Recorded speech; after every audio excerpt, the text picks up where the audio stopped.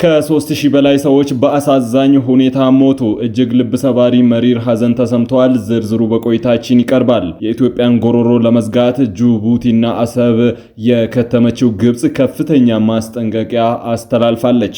የመከላከያ ሰራዊቱ ከፍተኛ ጄኔራል ከባድ ማስጠንቀቂያ የሰጡ ሲሆን የኢትዮጵያን ሰላም ያደፈርሳሉ ያሏቸውን ኃይሎች ከምድር እንቀብራቸዋለን ብለዋል። አወዛጋቢው የሶማሌላንድ የሀገርነት ዕውቅና የተመለከቱ ዘገባዎችን በቆይታችን እናቀርባለን። ክቡራትና ክቡራን የጥበብ ሚዲያ ቤተሰቦች በዛሬው ቆይታችን እነዚህንና ሌሎችንም ሀገር አቀፍና ቀጠናዊ መረጃዎችን በዝርዝር ወደ እናንተ እናቀርባለን። ጥበብ ሚዲያ በጋዜጠኞች የተመሰረተ ሚዛናዊና ተአማኒ መረጃዎችን በየዕለቱ የሚያደርሳችሁ ገለልተኛ የሚዲያ ተቋም ነው። ለቤቱ አዲስ የሆናችሁ ሰብስክራይብ በማድረግ የደወል ምልክቷን በማብራት የቤቱ አባል ትሆኑ ዘንድ በታላቅ ትህትና እንጋብዛለን። በቅድሚያም የዕለቱን የቢዝነስ ዘገባዎች አስቀድመን ወደ ዝርዝር ዘገባዎቹ እናልፋለን። ጥበብ ሚዲያ የህዝብ ድምጽ ነው። ዛሬ በኢትዮጵያ ንግድ ባንክ አንድ የአሜሪካን ዶላር 151 ብር ከ6 ሳንቲም ተገዝቶ 154 ብር ከ6 ሳንቲም ይሸጣል። የእንግሊዝ ፓውንድ 198 ብር ከ3 ሳንቲም ተገዝቶ 202 ብር ከ3 ሳንቲም እየተሸጠ ሲሆን የአውሮፓ ዩሮ 176 ብር ከ5 ሳንቲም ተገዝቶ 180 ብር ይሸጣል። የስዊስ ፍራንክ 184 ብር ከ9 ሳንቲም ተገዝቶ 188 ብር ከ6 ሳንቲም እየተሸጠ ነው። የኩዌት ዲናር 484 ብር ከ6 ሳንቲም ተገዝቶ 494 ብር ከ2 ሳንቲም ይሸጣል። የቻይና ዩዋን 21 ብር ተገዝቶ 21 ብር ከ4 ሳንቲም የሚሸጥ ሲሆን የተባበሩት አረብ ኤምሬቶች ድርሃም 41 ብር ከ2 ሳንቲም ተገዝቶ 42 ብር ከ1 ሳንቲም ይሸጣል። የሳውዲ ሪያል 40 ብር ከ4 ሳንቲም ተገዝቶ 41 ብር ከ2 ሳንቲም በዛሬው ዕለት እየተመነዘረ ይገኛል። ታይዋን እስራኤል ለሶማሌላንድ የሀገርነት ዕውቅና ለመስጠት ያስተላለፈችውን ውሳኔ በአዎንታ መቀበሏን አሳወቀች። ታይዋን እስራኤል አርብ ዕለት ለሶማሌላንድ ሉዓላዊ ሀገርነት በይፋ ዕውቅና ለመስጠት ያስተላለፈችውን ውሳኔ በደስታ መቀበሏን አሳውቃለች። የታይዋን የውጭ ጉዳይ ሚኒስትር የእስራኤል እርምጃ በማድነቅ ጋዜጣዊ መግለጫ አውጥተዋል። ታይዋን እስራኤልና ሶማሌላንድ የዴሞክራሲና የነጻነት የሕግ በላይነት እሴቶች የሚጋሩ ተመሳሳይ አመለካከት ያላቸው ዴሞክራሲያዊ ሀገሮች ናቸው ስትል ገልጻለች። በተጨማሪም ውሳኔው በታይዋንና በእስራኤል በሶማሌላንድ መካከል ባሉ በሁሉም መስኮች የጠበቀ የሶስትዮሽ ትብብር እንዲኖር ምቹ ሁኔታ ይፈጥራል ተብሎ ይጠበቃል ብለዋል። ቀደም ሲል በጎርጎሮሲያኑ የዘመን አቆጣጠር በ2020 ታይላንድ በሶማሌላንድ መዲና ሀርጌሳ ተወካይ ጽሕፈት ቤት የከፈተች ሲሆን ሶማሌላንድ በተመሳሳይ በዚሁ ዓመት በታይዋን መዲና ታይፔ ጽሕፈት ቤት በመክፈት ምላሽ ሰጥታለች። በቅርቡ በሐምሌ ወር ላይ ሁለቱም ወገኖች በቀይ ባህርና በኤደን ባህረ ሰላጤ ያለውን የአሳ ደህንነት በጋራ ለመጠበቅ የየብስ የጠፈርና የጥበቃ ትብብራቸውን ለማጠናከር ስምምነት መፈራረማቸውን ፎክስ ዘ ታይዋን ዘግቧል። በተባበሩት መንግስታት ድርጅት የአሜሪካ ምክትል ቋሚ ተወካይ አምባሳደር ቲሚ ብሩስ በሶማሌላንድ ጉዳይ ለአሜሪካ የውጭ ግንኙነት ፖሊሲ ለውጥ እንደሌለው ለተባበሩት መንግስታት የጸጥታው ምክር ቤት በይፋ አሳወቁ። አምባሳደሯ በኒውዮርክ በተካሄደው የጸጥታው ምክር ቤት ስብሰባ ላይ እንደተናገሩት አሜሪካ ለሶማሌላንድ ዕውቅና መስጠቷን በተመለከተ የምታስታውቀው አዲስ ነገር የለም ብለዋል። አምባሳደር ታሚ ብሩስ አያይዘውም በአሜሪካ ፖሊሲ ላይ የተደረገ ምንም አይነት ለውጥ የለም ሲሉ የዋሽንግተንን አቋም ገልጸዋል። አምባሳደሯ የአሜሪካን አቋም ከማስረዳት ባሻገር ስብሰባው መካሄዱን በጠንካራ ቃላት ተቃውመዋል። አምባሳደር ብሩስ እንደገለጹት የዛሬው አይነት ስብሰባዎች በመካከለኛው ምስራቅና በአፍሪካ ቀንድ ያለውን ዓለም አቀፍ ሰላምና ደህንነት ችግር ለመፍታት ከሚደረገው ከባድ ስራ ትኩረት የሚሰርቁ ናቸው ብሏል። አምባሳደሯ እስራኤልን በተመለከተ ምክር ቤቱ ድርብ መስፈርት ወይም ደብል ስታንዳርድ ሲከተል ቆይተዋል ብለዋል። እስራኤል ልክ እንደ ማንኛውም ሉዓላዊ መንግስት ዲፕሎማሲያዊ ግንኙነቶችን የማካሄድ እኩል መብት አላት ያሉት ተወካይዋ ምክር ቤቱ በፍልስጤም ጉዳይ የነበረውን ዝምታ ከአሁኑ ጋር በማነጻጸር ተችተዋል። በዚህ ዓመት መጀመሪያ ላይ የዚህ ምክር ቤት አባላትን ጨምሮ በርካታ ሀገራት የሌለ የፍልስጤምን መንግስት እውቅና ለመስጠት የአንድ ወገን ውሳኔ ሲያሳልፉ ምክር ቤቱ ቁጣውን ለመግለጽ ምንም አይነት አስቸኳይ ስብሰባ አልጠራም ሲሉ አምባሳደር ብሩስ ተከራክረዋል። አክለው ምክር ቤቱ በተሳሳተ ጉዳይ ላይ ትኩረት ማድረግ ተልእኮን ያደናቅፋል ሲሉ ተደምጠዋል። በብላቴ ልዩ ዘመቻ ማሰልጠኛ ማዕከል በመገኘት ከአመራሮችና ከሰልጣኞች ጋር ውይይት ያደረጉት ልዩ የዘመቻ እዝ አዛዥ ሌተናል ጄኔራል ሹማ አብደታ ሀገራችንን ከፍታዋን ለማረጋገጥ በምታደርገው ሁለንተናዊ ግስጋሴ የመከላከያ ሰራዊትና የጸጥታ ኃይሎች በጽናት መቆማቸውን ገለጹ።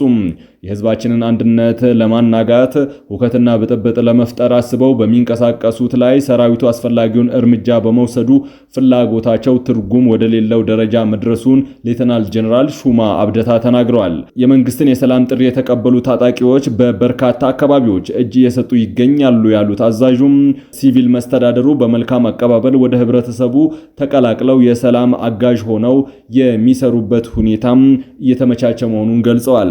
ሌተናል ጄኔራል ሹማ አብደታ የልዩ ዘመቻ እዝ ከተመሰረተበት ከ1953 ጀምሮ ወርቃማ ታሪካዊ ጀግንነት እየፈጸመ መምጣቱን አስታውሰው አሁንም ዜጎች በሰላም ወጥተው እንዲገቡና የኢትዮጵያ ሉዓላዊነትና ብሔራዊ ጥቅም እንዲረጋገጥ የኮማንዶ አየር ወለድና የልዩ ኃይል ጸረ ሽብር ክፍሎች ግዳጃቸውን በታማኝነት፣ በቁርጠኝነት፣ በታታሪነት እየተወጡ ነው ብለዋል። ሰራዊታችን ይህንን ወርቃማ ታሪክ ለማስቀጠል ስልጠናዎችን በአኩሪ ውጤት ማጠናቀቅ እንደሚገባቸው ሌተናል ጄኔራል ሹማ አብደታ አሳስበዋል።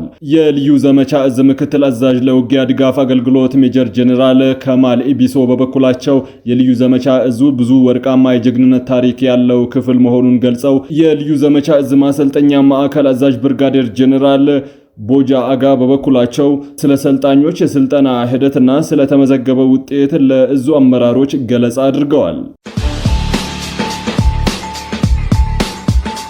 በደቡብ ኦሞ ዞን ዳሰነች ወረዳ አስተዳደር የማርበርግ ቫይረስን ለመቆጣጠር ከሁለት ሳምንታት በፊት ጥሎት የነበረውን የእንቅስቃሴ ገደብ ማንሳቱን አስታወቀም። ገደቡ የተነሳው የበሽታውን ስርጭት ለመክታት የተቋቋመው የወረዳው አብይ ኮሚቴ ባስተላለፈው ውሳኔ መሰረት መሆኑን የወረዳው አስተዳደር አሳውቋል። እገዳው በዋናነት የህዝብ ማመላለሻ ትራንስፖርት እንዲጀምር፣ ተዘግተው የቆዩ ትምህርት ቤቶች እንዲከፈቱ የሚለው ያካተተ መሆኑን የወረዳው አስተዳዳሪ ታደለ ሀቴ ገልጸዋል። በደቡብ ኦሞና በአሪ ዞኖች እንዲሁም በዳሰነች ወረዳ እስከ እሁድ ባሉ 14 ቀናት ውስጥ አዳዲስ የማርበርግ ቫይረስ ተጠቂ አለመመዝገቡን በደቡብ ኢትዮጵያ ክልል ጤና ቢሮ የቀውስ ክትትል አስተዳደር ስርዓት ባወጣው ዕለታዊ ሪፖርት አሳውቋል። አሁን ላይ በዳሰነች ወረዳ ከሁለት ሳምንት በፊት በበሽታው ከሞተ አንድ ሰው በስተቀር እስካሁን ድረስ ቫይረሱ የተገኘበት ሰው አለመኖሩን የጠቀሱት ዋና አስተዳዳሪው ያም ሆኖ ግን ቀደም ሲል ቫይረሱ ከነበረባቸው ሰዎች ንክኪ ይኖራቸዋል ተብለው የተገመቱ 107 ሰዎች ተለይተው ክትትል እየተደረገላቸው ይገኛል ብለዋል። በደቡብ ኢትዮጵያ ክልል በደቡብ ኦሞና አሪዞኖች ከህዳር ወር መግቢያ አንስቶ ተከስቶ በነበረው ከማርበርግ ቫይረስ በሽታ እስከ ትላንት እሁድ ለ3294 ሰዎች የላብራቶሪ ምርመራ መደረጉን የጤና ሚኒስቴር አስታውቋል። በውጤቱም እስካሁን ድረስ 14 ሰዎች ቫይረሱ የተገኘባቸው ሲሆን ከነዚህ መካከል 9ኙ ህይወታቸው ሲያልፍ 5ቱ አገግመው ከቤተሰባቸው መቀላቀላቸውን ሚኒስቴሩ በበሽታ ዕለታዊ ሪፖርቱ አስፍሯል። በአድዋ በከሰል ጭስ ምክንያት 5 ህፃናት ህይወታቸው አለፈ። በትግራይ ክልል አድዋ ከተማም በዓመታዊ የቅዱስ ገብርኤል የንግስ በዓል አከባበር ወቅት ለከሰል ጭስ የተጋለጡ 5 ህፃናት ህይወታቸው ማለፉ ተሰምቷል። ያሳዛኝ ክስተት የተፈጠረው ታህሳስ 19 2018 በበዓሉ አካባቢ በሚገኘው የቅዱስ ገብርኤል ቤተክርስቲያን አቅራቢያ ባለ መኖሪያ ቤት ውስጥ መሆኑን አደጋው የተከሰተው ወይዘሮ ሐመልማል የተባሉ እናት ለበዓሉ የሚሆን ምግብ በማዘጋጀት ላይ ሳሉ መሆኑ ተገልጿል። በወቅቱ 3 ልጆቻቸውና ከባለቤቷ ቤተሰብ የሆኑ 2 ልጆች በአንድ ክፍል ውስጥ ተኝተው ነበር። ነዋሪዎች እንደገለጹት ለምግብ ማሰባሰቢያ ይውል የነበረ የከሰል እሳት ህፃናቱ ከመተኛታቸው በፊት ሳይጠፋ በመቆየቱ በተዘጋ ክፍል ውስጥ በከሰሉ ጭስ ህፃናቱ ታፍነው ህይወታቸው ማለፉን ገልጿል።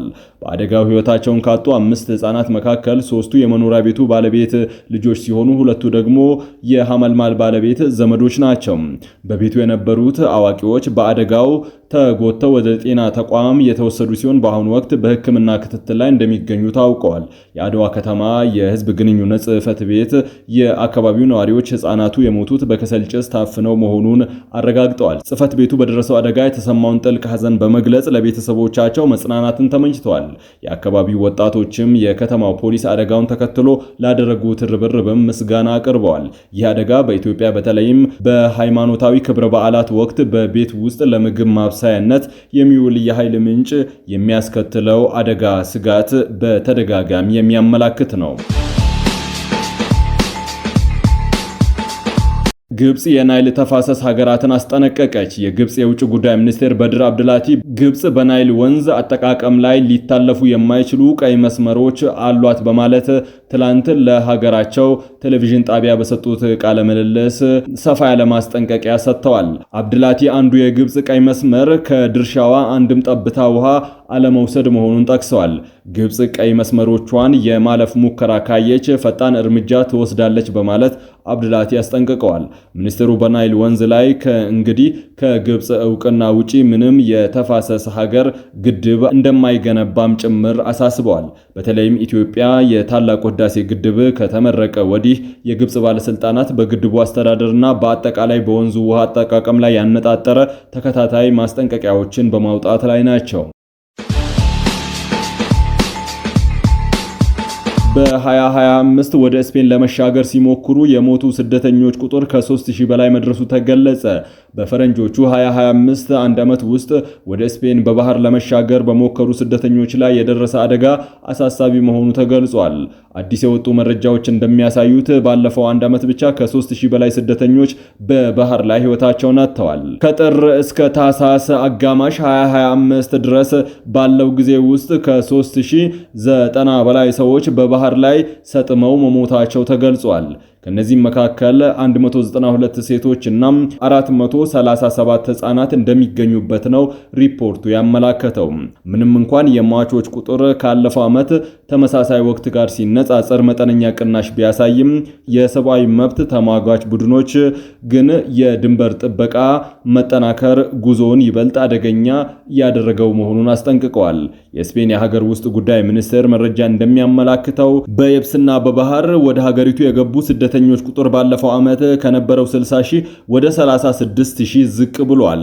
ባለስልጣኑ ለዚህ መቀነስ ዋነኛው ምክንያት በተለይም በሞሪታኒያ በኩል የተደረገው ጥብቅ የድንበር ቁጥጥር መሆኑን ገልጸዋል። ክቡራትና ክቡራን የጥበብ ሚዲያ ቤተሰቦች ለሰዓቱ የመራረጥናቸው ዘገባዎቻችን በዚህ አብቅተዋል። ከኛ ጋር በመሆን መረጃን ከጥበብ ስለተከታተላችሁ ከልብ እናመሰግናለን።